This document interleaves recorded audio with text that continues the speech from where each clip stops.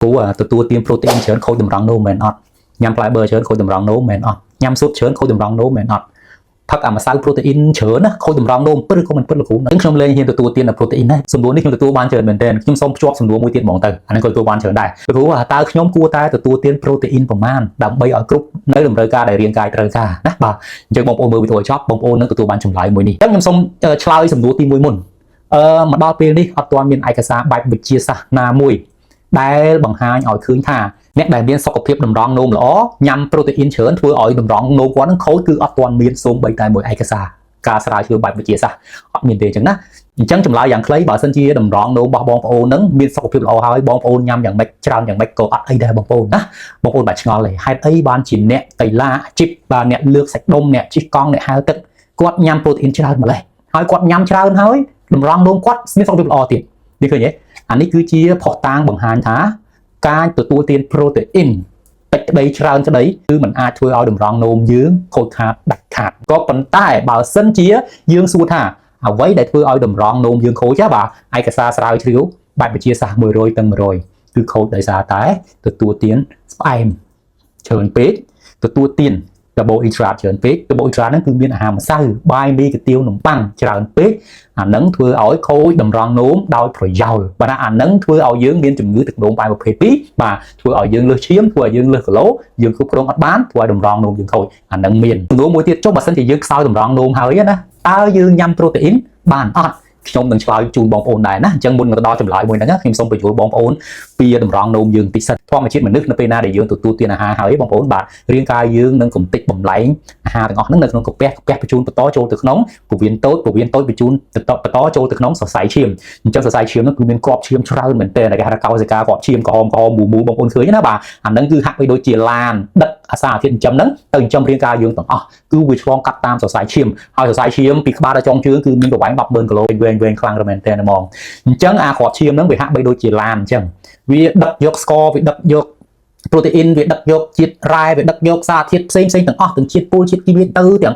vì do xa thiết trăm từng nó tới trái chun đó cao gì cả tiếng rồi bao nhiêu hai vía còn nom dọc nơi chiết cà phạ chiết pol chiết kim chớn đài chẳng được bên nào để quạt chiêm miền chiết pol chiết cà phạ nâng chớn đó bà cả sầm máu chớn đại ban nó pi cái hái thà bò hà bao nhiêu nữa nè chẳng quạt chiêm nó cứ nâng rút cắt đầm rong nôm nhưng xong bị chạy tính nè sống chụp hai cử liên cứ chỉ bị muối mình trầm trời tê cứ đầm rong nôm vì miến rút riêng đối phai sần tay mà cu nữ không luôn dưới mất khơi tên nơi khỏi này lại nâng hơi chia cả lại đấy vì miến tuôn được tí trồng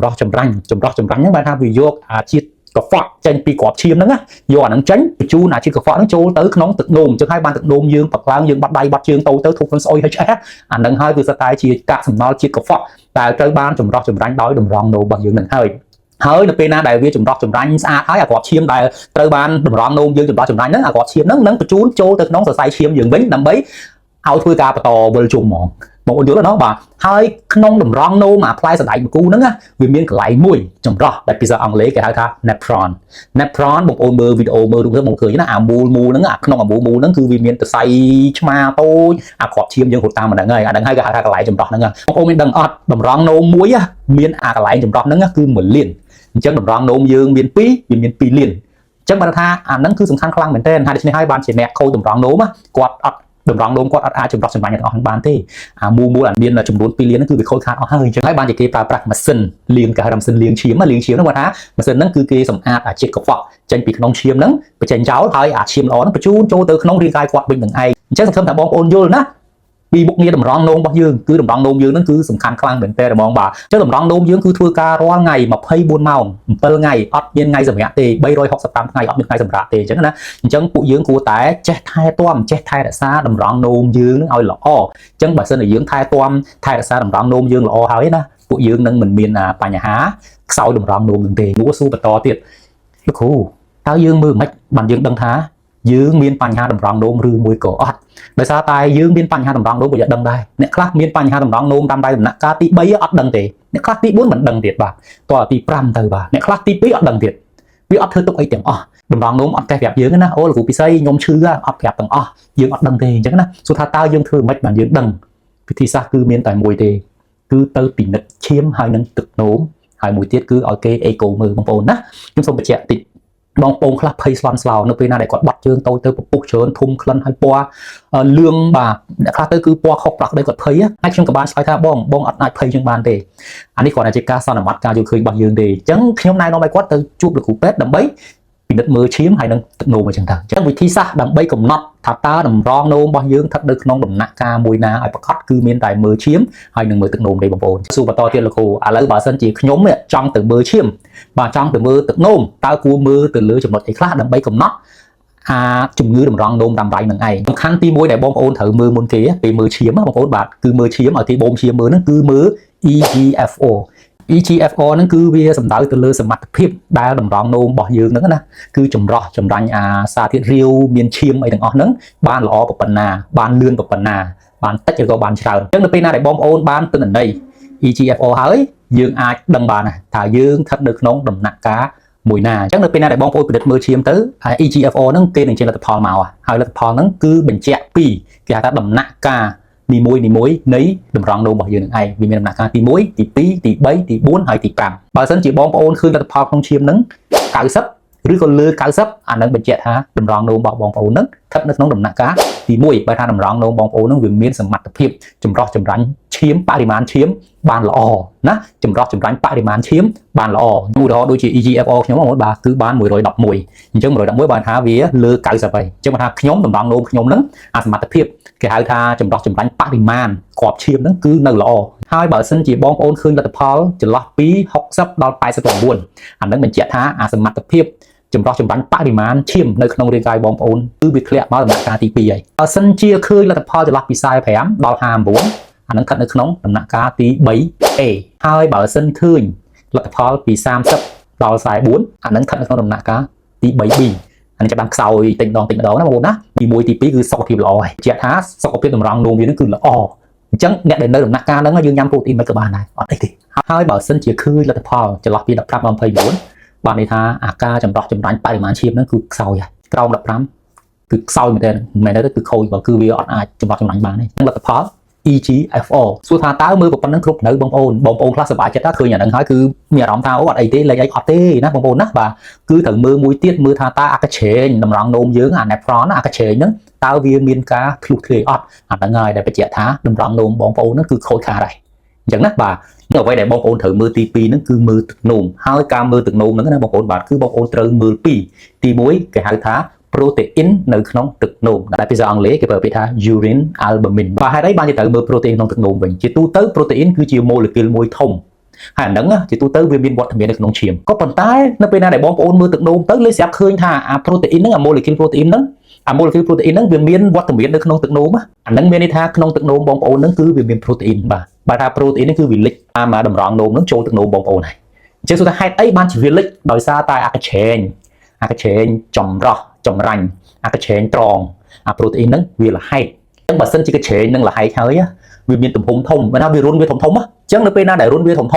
បាទវាលែងញឹកដូចមុនទៀតហើយអញ្ចឹង protein ហ្នឹងគឺវានឹងធ្លុះតាមហ្នឹងវាចូលទឹកនោមបងប្អូនមកឧទាហរណ៍ដូចជាបងប្អូនឃើញគេបង់ត្រីនៅពេលដែលឃើញគេបង់ត្រីហ្នឹងបងប្អូនឃើញសំណាញ់គេកន្លាញញឹកមែនតើហ្មងបាទគេបង់មកសំណាញ់ទៅគេលើកមកជាប់ស្ទើរតែត្រីតូចជាប់អស់ដោយសារតែសំណាញ់ហ្នឹងវាញឹកត្រីអាចចេញតាមនឹងបានទេប៉ុន្តែផ្ទុយទៅវិញបើសិនជាសំណាញ់របស់គាត់ហ្នឹងសំណាញ់បង់ត្រីហ្នឹងវាលហែកវាធ្លុះគ្នាធំតោះមកសំណាញ់ហ្វឹបអាត្រីតូចគឺអត់បានទាំងអស់អាត្រីតូចហ្នឹងគឺវាហែលចេញតាមមកសំណាញ់ធំដែលលេចធ្លុះនឹងបាត់អស់ហើយមិនខុសពីតម្រងនោមបងប្អូនទេតម្រងនោមបងប្អូនគឺវាមានកញ្ឆេងវាបងប្អូនបាទកញ្ឆេងចាំត្រ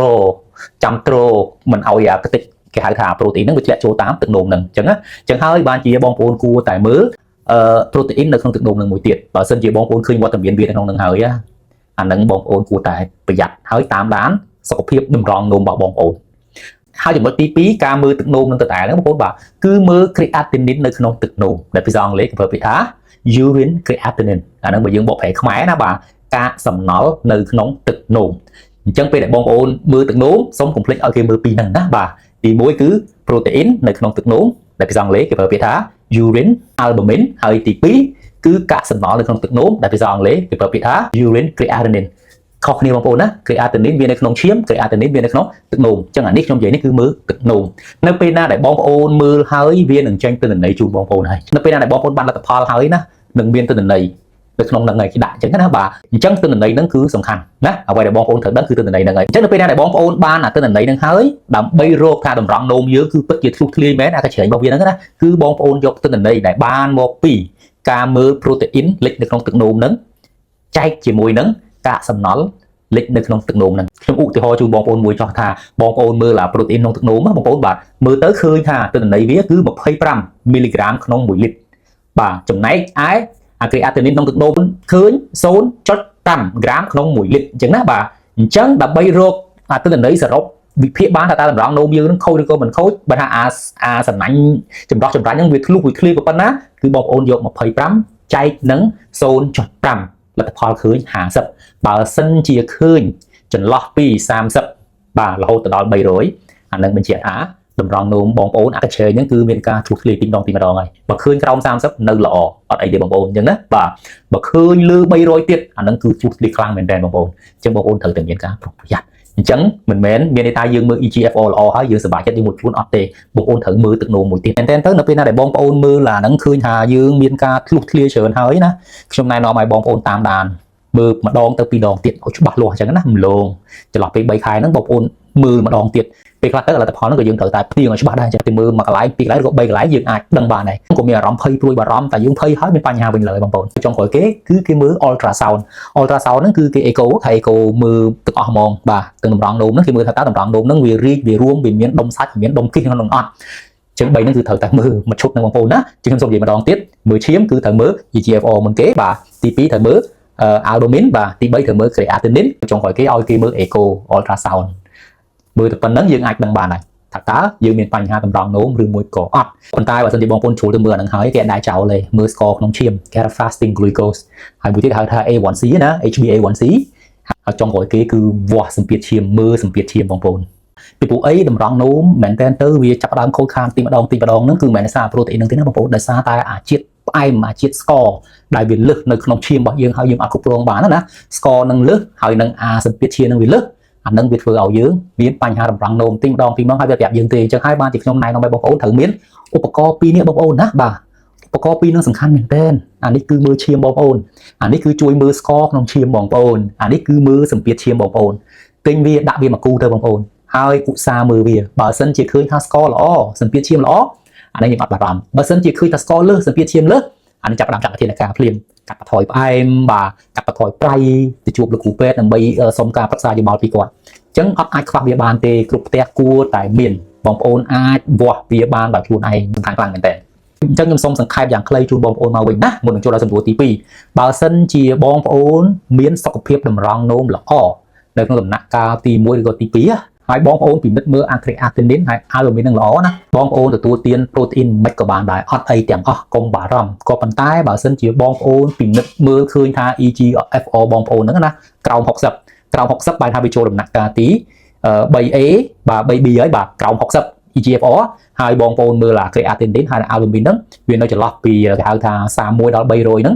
អាហ្នឹងការទទួលទាន protein នៅតែបានអញ្ចឹងក៏ប៉ុន្តែទទួលទានវាក្នុងបរិមាណមួយទៀតអត់ដូចគេតែមានសុខភាពតម្រង់នោមល្អឯងសំណួរទី2លោកគ្រូតើយើងគួរញ៉ាំប្រូតេអ៊ីនប្រមាណឲ្យស័ក្តិសមនឹងតម្រូវការរាងកាយយើងបើសិនជាខ្ញុំពិនិត្យឃើញថាតម្រង់នោមខ្ញុំនឹងល្អដូចខ្ញុំមើលហើយតម្រង់ខ្ញុំល្អអត់អីទេអញ្ចឹងណាបាទអញ្ចឹងបើតាមការណែនាំថ្មី